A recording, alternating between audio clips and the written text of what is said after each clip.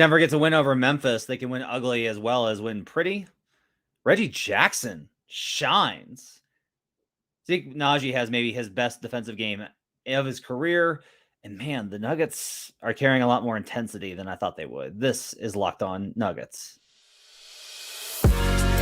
You are Locked On Nuggets, your daily Denver Nuggets podcast. Part of the Locked On Podcast Network, your team every day. Welcome to Locked On Nuggets, your daily Denver Nuggets podcast, part of the Locked On Network, your team every day. Thanks for joining us and making this your first listen. Appreciate you guys being with us and joining us on whatever platform you've chosen, whether you're on Apple Podcasts, 5-star review would be much appreciated, or on YouTube, where you can catch the show at youtube.com/LockedOnNuggets and catch our live shows throughout the week. My name is Matt Moore. I'm the senior NBA writer for the Action Network, coming to you on a Saturday afternoon. I elected to not do a show on Thursday because I wanted to get a show in after the Memphis game, and I was completely wiped out last night and had an early basketball game for my daughter. So I decided to do it this afternoon. Hope you guys enjoy the game or starting to enjoy the season. On today's show, we will talk about how Denver beat the Memphis Grizzlies in Memphis 108-104 in a game that I believe was probably not quite as close as the final score indicated. We'll talk about Reggie Jackson's come up and how great he's playing alongside Nikola Jokic in particular. We'll talk about Peyton Watson and Peyton Swatson, as well as Zeke Najee and his defense. And we'll talk about Denver's intensity level and what they've brought to the table. All that and more on today's show. I want to let you know that today's show is brought to you by PrizePicks. The easiest, most exciting way to play daily fantasy sports. Go to PrizePicks.com/LockedOnNBA and use code all lowercase LockedOnNBA for a first deposit match up to $100. All right, let's get started. So the Nuggets beat the Grizzlies in Memphis 108-104. Nikola Jokic and Jamal Murray both put in 22 points. Reggie Jackson is the third leading scorer with 16 off the bench, 7 of 13 shooting, hit 2 threes, and plugged in 6 assists. We will get to him in the second segment. This was, I thought, a game when I went back and watched on second watch this morning. The Nuggets were generating really high quality looks throughout this game with the starters, and that's not surprising. They're the best team in basketball. Much of the reason that this game was close was a combination of Memphis's impressive resiliency at home, trying to get a win and break a losing streak. Some poor shooting. KCP goes 2 of 6 from 3. Jamal Murray goes 7 of 17 from the field in this one. Christian Brown goes 2 of 6 from the field, 1 of 4 from 3-point range. MPJ still can't get above 40% from 3. He goes 2 of 5, which is better than he's been at, but he also goes 3 of 7 from the field. Aaron Gordon goes 5 of 11. The Nuggets as a whole only shot 47% from the field. Their offensive rating was not impressive in this one. And as Dragutin comments in the section, Jokic had 9 turnovers. He was really sloppy. I will be honest with you. So this is the problem I always going to have with Nikola at this point in his career. Nikola Jokic last night goes for 22 points, 12 boards, 7 assists, 1 steal, 1 block, 8 of 14 from the field. 5 years ago, I'm like, no, that was a great game from Jokic. 22 and 12, you'll take it with 7 assists. You'll take that every time. It is not 5 years ago. And so we judged Nikola by the standard that his MVPs and finals MVP is set. This was a terrible Nikola game by his standard. For relative of the 80th percentile of the NBA, it was a great game with a lot of turnovers. By Nikola standards, it was terrible. He was, to me, the only player that really gave poor effort defensively. He just got torched in pick and roll again, was getting beat on small plays. Like Xavier Tillman got him on a post-up, pump fake, back move. Jackson went by him several times. Nikola's defense was really poor in this game, and it was a big reason why the Grizzlies were able to keep coming back in various stints, and why Jokic only wound up like when Jokic winds up with a +6 when Reggie has 16 points, even though Reggie was a minus, the bench was minus, but we expect that. You expect for the Nikola minutes to be better than +6. You put like Jokic only +6 with 9 turnovers, and you wind up in a spot. Now, some of the turnovers were like guys not calling out the wolf on the backside, right? Or the robber, whatever you want to call it. and various like random sequences. But in general, Nikola didn't have a very good game. I think he can play better. And I thought it was actually kind of interesting in that I thought Nikola's level of defensive effort was so much lower than everybody else's, which I'll talk about in the third segment.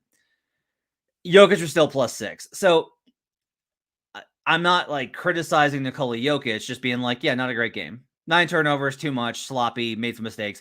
He did have an absolutely incredible out of bounds lob. He's always looking for these plays. You no doubt have seen it on social media. If you haven't, go look it up on YouTube. Just look for Aaron Gordon, Nikola Jokic, Grizzlies lob. And he's always looking for the officials on turnovers to give him the ball quickly. They did in this instance, and Memphis in particular was like walking back frustrated with the call. Aaron slips down court, and Jokic delivers an absolute fastball laser dime, which honestly, I'm as impressed with the fact that Aaron was able to catch it, considering the velocity on the thing. Like it was so fast, the camera couldn't keep up with it, so you just see the switch to Gordon dunking it. An absolutely bizarre and insane pass that only Nikola can really throw. That said, not a great game. So how then did Denver control this game and win it? Reggie Jackson gave really good plays. Peyton Watson goes 3 of 4 from the field and adds 9 points, including 2 of 3 from the 3-point line, and adds 3 blocks. Jamal does hit 4 threes. That's helpful in a game like this where the Nuggets wind up with 14 made 3-pointers to Memphis's 10. And honestly, Denver's defense was really good. Like, we'll talk about this in the final segment, but Denver's defensive intensity is so much higher than I anticipated it would be. I thought they would sleepwalk early and then ramp up a little bit and then ramp up a little bit more, because that's honestly what they did last year, and then, kind of tail off. The defensive intensity, and I want to note in particular, Jamal Murray was battling. Like, he battled Desmond Bane. He battled Derrick Rose. He battled all these guys. He had a weak side block on a play under the rim that was really impressive. It was absolutely phenomenal. Like, it was just absolutely incredible how this team has defended.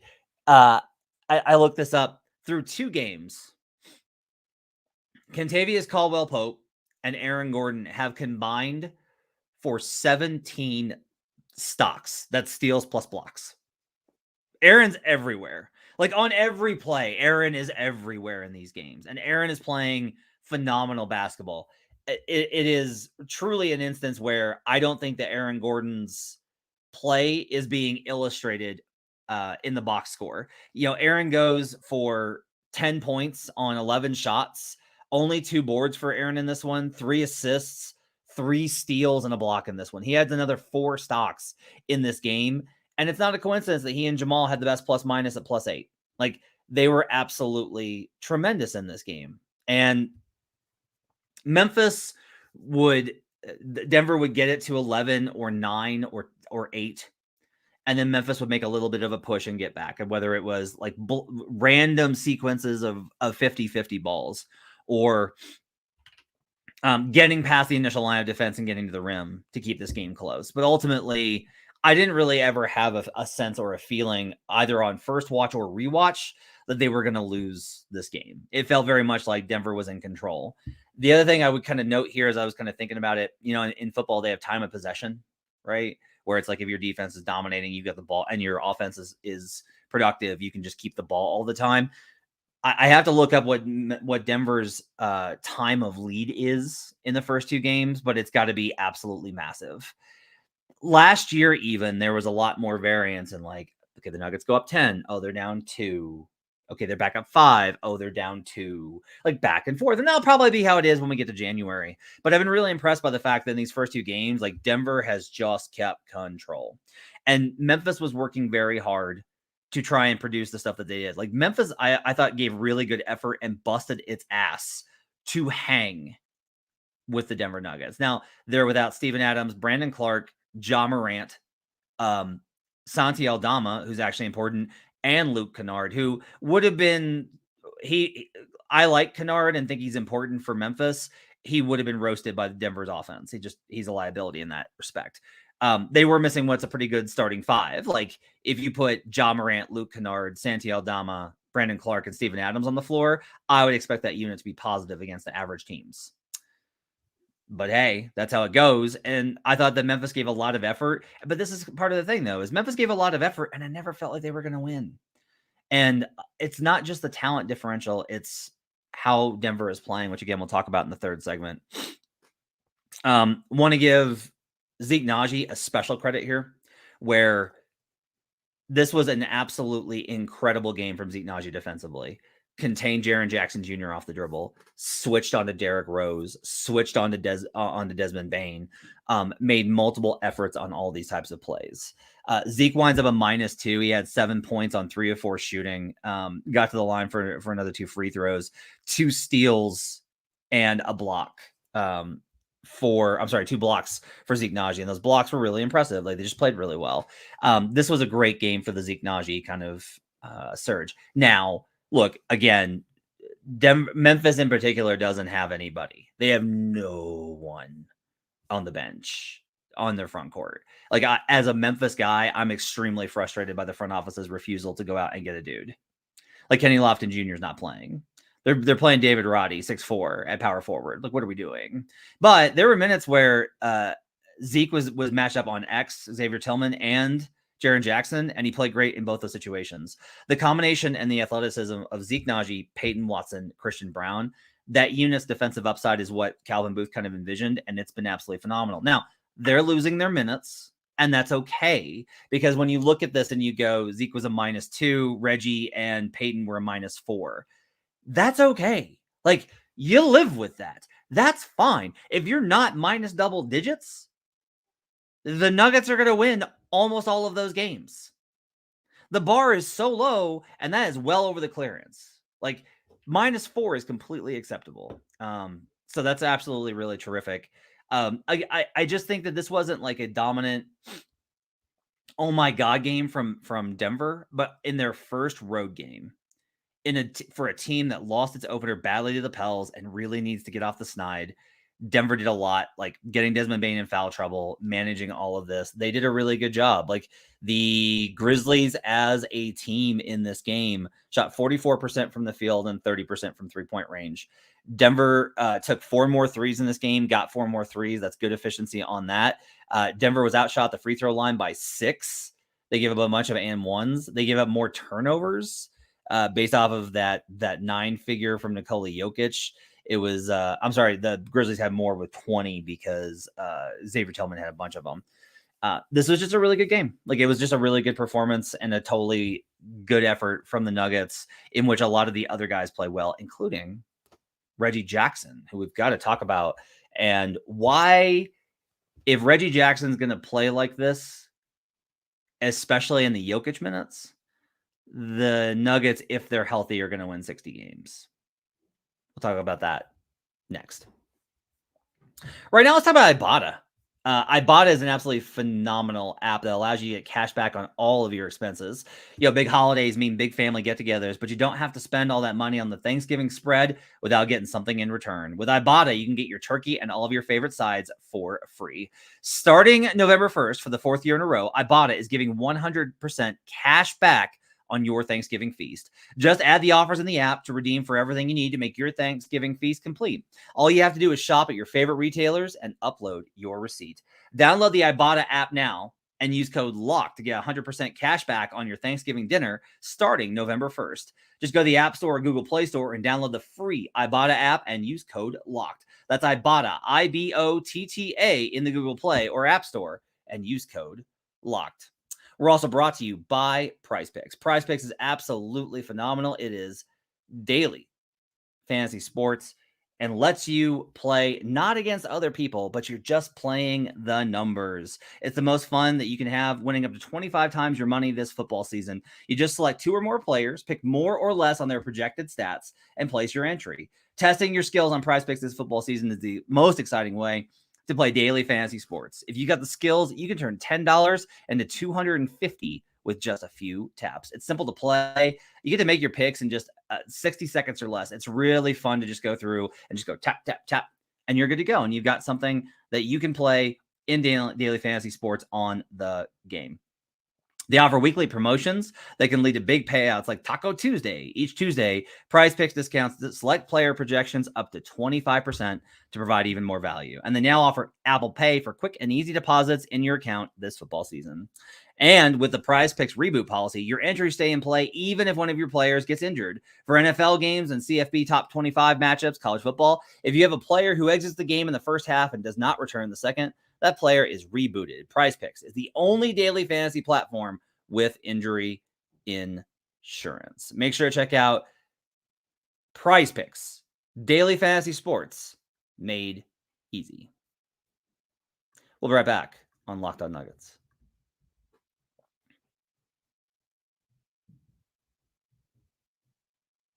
Back here on Locked On Nuggets, thanks for joining us and making this part of your day. Appreciate you guys being with us on a Sunday.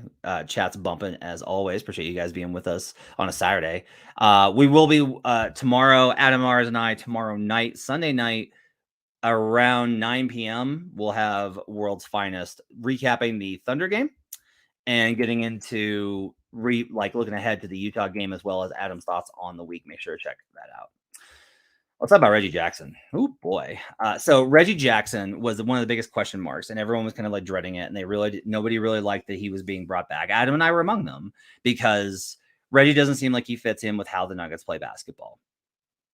Reggie said all the best things at media day. And he really kind of won that day with just his perspective on things and how excited he was to be here.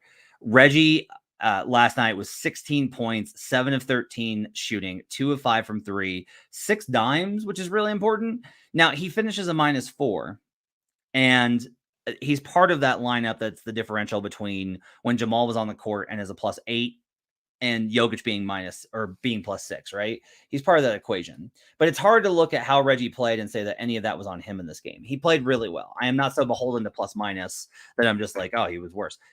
Reggie played really great in this game, and he's played phenomenal in the first 2 games this season. One of the reasons I started to really think and downgrade Denver even more was I was like, look, last year when Jamal exits around the 6 to 7 minute mark of the first quarter, that used to go from Jamal Murray to Bruce Brown. And the gap between Bruce Brown as an impact player and Reggie Jackson is wide. Those two players, like Bruce is an absolutely phenomenal defender. I thought it was weird that people have kind of described Reggie as bad. Reggie's not a bad defender. He's fine. He's not like superb. He has good plays. I thought he was good last night. But like, he's not a bad defender, but he's like not Bruce Brown. Like the gap between him and Bruce Brown is incredible. The gap offensively, I think, is really key because Reggie doesn't play a free-flowing motion offense, and Bruce kind of fits into whatever lineup. So my thought was that these lineups would be really bad, and they might be in time. Like it's still possible that over time, the Reggie Jackson, Nikola Jokic lineups could wind up being really bad. Currently, they're +27, which is pretty good in net rating. They have absolutely destroyed in the first 2 games with Jokic and Reggie on the floor. Even in this game last night, they were good. Those minutes have been very productive, and they're a big reason why Denver is dominating these first quarters, not just with Jamal, but what we saw last season was when the first 7 minutes convincingly, the lead starts to go down, Joker exits the 2-minute mark, fall off a cliff, continue the drop into nothingness, or if you had done well, then plummet off of a cliff right before Joker has to go back in. And instead, what we're seeing is starters dominate. Reggie comes in. Reggie and the starters dominate. Little bit of a slide after Joker goes out, which is to be expected. Okay performance until Joker gets back in. Usually one of the two is bad. And then the starters come back in. And that second quarter stint is honestly like where these games can get competitive or where Denver can get in trouble. Because I don't think the starters... and this goes back to last season, I don't think the starters play as well in their second matchup versus their first, in part because I think the other teams get rhythm and momentum in the non-Joker minutes, and you're always going to be battling against that. Now, they're great in that fourth quarter. That's really the key here, is Denver will be in a lot more trouble if they were to lose the second stint in the second half, that fourth stint. If the starters lose those minutes, then yeah, like guess what? If you lose the last stint of the game, your winning percentage is going to drop pretty incredibly. But these Reggie minutes have been really good. And I want to especially note, it's easy to look at last night and go, like, Reggie hit a deep 3 off of a DHO with Joker from the top of the key.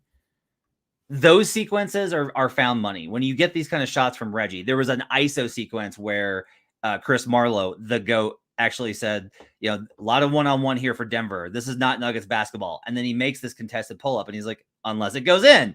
And that's kind of the thing is if Reggie gives you some of those possessions, because he's not, as a scorer shooter, Reggie Jackson's not Russell Westbrook. Russ does a lot of things I think that don't get enough credit. He's overly criticized, but he's also he's a brick machine. He just is. That's just who he is. The jumper has never gotten there. Reggie's not a brick machine. He's not a great shooter. He's not a terrible shooter. He's fine. And enough of those possessions bring that floor up when you have the defense that Peyton Watson, Zeke Naji, and Christian Brown are playing. It brings those bench lineups up to a floor that means that they're not going to have what they did last year, which is -12, -14, whatever. If that's the case, and Reggie's going to be a plus in the Joker minutes, not just a plus, everybody's a plus in the Joker minutes. If Reggie is going to be a plus relative to my expectation in those minutes, if it's going to be better than a +6 in net rating, and he's going to help set a floor for the bench unit, Denver's going to win 60 games. They just are. Because the intensity level, which I'll talk about in the last segment, is so much higher this season. And because these guys are playing with such an intensity and a clip that is not try hard, it's just focused and dominant. Leo says it also helps that Watson is a lot better than Jeff Green. Watson has hit 3 so far, and that's a big reason why that's true. There is still a lot of bad stuff from Watson on offense, is what I would tell you. And you're probably right that he's going to be better than Jeff Green. I don't know that he's going to be as better than Jeff Green as the first 2 games have showed. And if you want to say but the blocks, Jeff got really good blocks too. Jeff got good blocks. So all of these types of things I think are part of the equation for how to kind of figure out what this is. Zarko says second quarter yesterday lost minutes also came from starters, really promising things from bench. Yeah, this is a lot of it is, again, I am not worried. Worried is too much. I'm not worried about anything with the Nuggets right now. But if you look at the second quarter, Jokic was a ±0 in the second quarter. And if the bench minutes and Reggie's a -4 because he's playing with that second unit that just doesn't have any shot creation. If that's going to be the case, if the starters are 0 in the second quarter, they're still going to win, but they're not going to win as the margin's not going to be as heavy. You open it up for a little bit more variance, right? But again, so much of this is if you're dominating the first quarter and you're dominating the third quarter with the starters, and you know that you have the best clutch defense and clutch performance team probably in the league, where are they going to win? I don't know where teams are going to win. If this is how the Nuggets are going to play, they won't be this intense all season. But if they play with this type of intensity, all relative, I just don't know. I don't know how teams are going to slow them down. I don't know how you're going to win these minutes consistently. If your opponents, the opponents is a total. There will be games. I'm not saying they're going undefeated. That would be insane. I'm not saying they're going to win 70 games. But I think that the Reggie Jokic minutes have been so much better than I expected, where Reggie really is making extra plays, doing all the small things, playing within himself. Reggie takes some shots that are definitely outside of Nuggets profile because I don't think that Reggie is equipped or hasn't played with them enough, but there are signs. There are small sequences where Reggie makes an extra sequence, extra pass, and it generates a really good look.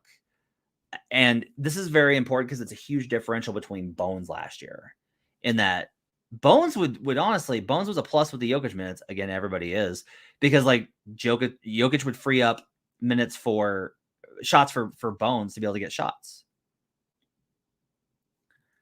And so Bones would just make enough. But Reggie's running offense.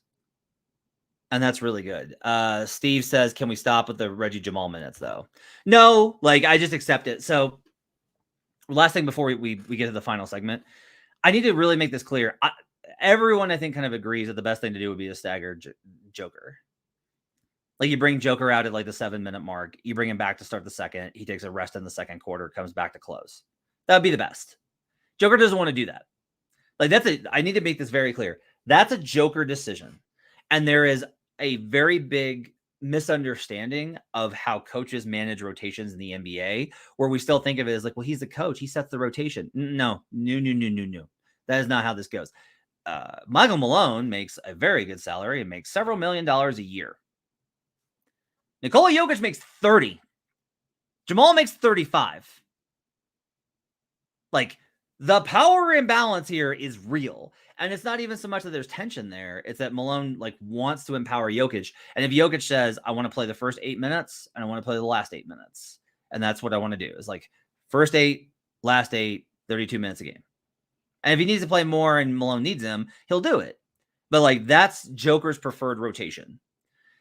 So the problem there is if your 3 best players are Jamal, Joker, and Aaron, for as great as he's been, is not a floor raiser, can't initiate offense the way Jamal can. The only logical assumption is to play Jamal with those second units so you've got one starter on the floor that can create their own shots. And like, look, I said it. I said the Jamal Reggie minutes are going to be untenable this season. I said that before the season. And they're going to be bad. Like, they're just going to be bad. I also just don't know if you're looking at the cost benefit over the course of the game. If you're destroying in the Jamal Joker minutes and you're destroying in the Reggie Joker minutes and you're losing a small amount in the Reggie Jamal minutes, you kind of live with it. And that's the gambit that I think Denver is making. On the other side, I want to talk about Denver's intensity, which is so much better than I thought it would be early in the season. If they can keep it up this year and what that means for their capacity to absolutely destroy the regular season. All that and more on the other side. Right now, I want to tell you about FanDuel Sportsbook. I'm so excited. Snap into action this NFL season with FanDuel, America's #1 sportsbook. I regret to inform you, I do have a bet against the Denver Broncos in the game that they are playing on Sunday versus an unnamed opponent. And I think that line is too short and that the opposing player quarterback's record against them indicates that there's probably a good chance that they cover that spread. But could be a big win for the Broncos if they finally snap the streak. Right now, new customers get $200 in bonus bets guaranteed when you place a $5 bet. That's $200 in bonus bets, win or lose. If you've been thinking about joining FanDuel, there's no better time to get on the action. A bet has suffered a bad beat on Friday night. Had the Houston Rockets money line versus the San Antonio Spurs. Jabari Smith missed 2 free throws to make it a 4-point game with 30 seconds left. Spurs force overtime, and Wembanyama destroys an OT. But have done off to a pretty good start this season. Did hit some last night, including Nets Mavs over. Mavericks defense is not good. If you've been thinking about joining FanDuel, there's no better time to get in on the action. The app's so easy to use. There's a wide range of betting options, including spreads, player props, over-unders, and more. Visit FanDuel.com/LockedOn and kick off the NFL season. FanDuel, official partner of the NFL. We'll be right back on Locked On Nuggets.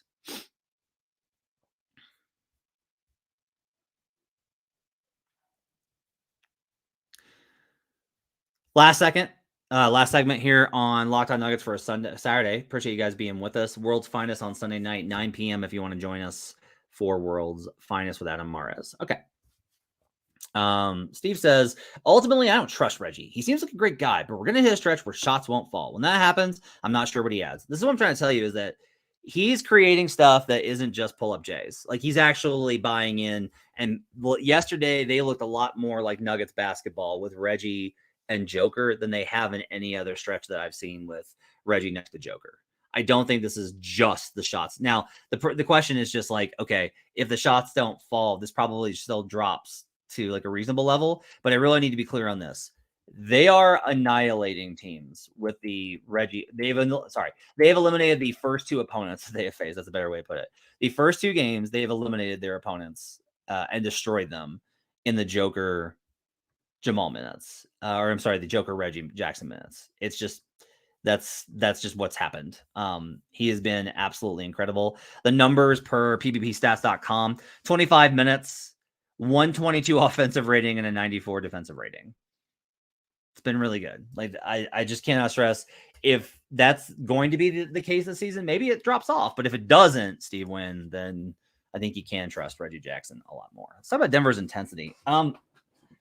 Jamal making extra plays and really playing at a good pace. Aaron Gordon and KCP combining for 17 stocks in the first 2 games.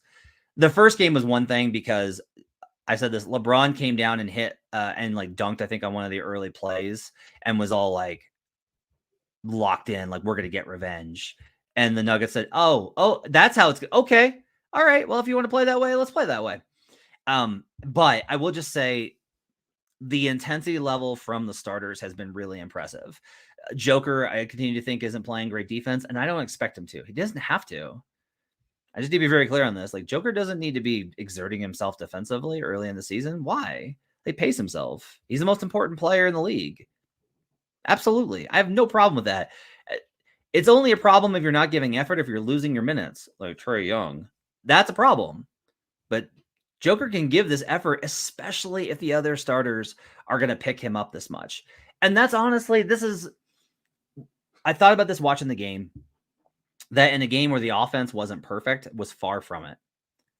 That the other starters are picking up that defensive side for Joker, where it's not like, oh, you can get to Joker and really target him and make him a weakness and make it untenable, because they're making so many plays, whether it's Aaron Gordon deflections and steals, or KCP deflections and steals, or Peyton Watson blocks, or Jamal Murray, honestly, defending really well, getting over screens.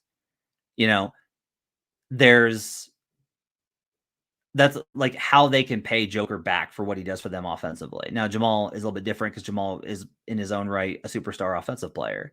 And like MPJ's done this not just defensively, where he's been great, we've talked about that, but offensively. Like MPJ had 3 assists last night. He found Joker on a really nice post-up spin move, gave it back to Joker for a little layup. Like, it's just like a little play where MPJ probably shoots that contested 2 years ago and now is able to trust and find ways to set up Joker and make plays for him. And again, I want to be very clear on this. Joker had 22, 12, and 7. Like, he doesn't need to be picked up. But it's cool for me that Denver can create a margin of error where they are never really threatened in this game, despite the Grizzlies battling as hard as they did. Denver always controlled this game because they're able to pick up on a night where Joker has 9 turnovers. Like, think about this. How many players in the league can have 9 turnovers in a game and finish with a plus-minus in the box score? Like, how many guys in the league can have 9 turnovers and finish +6?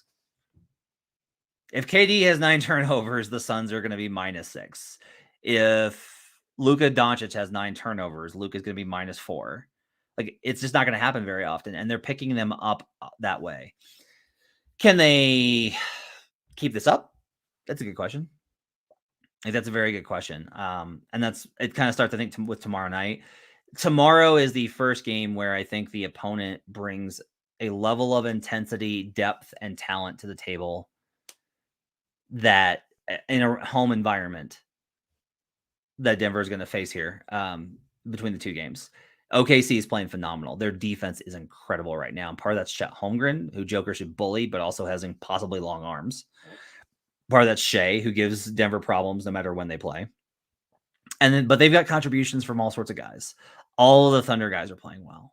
And that's going to be a challenge, I think, for Denver. This is going to be a really good test. This is also going to be a little bit better of a test, I think, than the Lakers were. Not that the Lakers aren't good or a better team than the Thunder, but the Thunder are playing better right now. And I think that's pretty evident off of the first 2 Lakers games. So this is going to be a real challenge, and I'll be interested to see kind of what this game looks like. But all in all, a really promising start, 2-0 for the Denver Nuggets, defending champion start to the season. That's going to do it for Locked On Nuggets. Thanks for joining us. Have yourselves a great Saturday night. We'll see you on Sunday night for World's Finest. Make sure to rate, review, and subscribe. Give us a like button. We'll see you guys again tomorrow on Locked On Nuggets.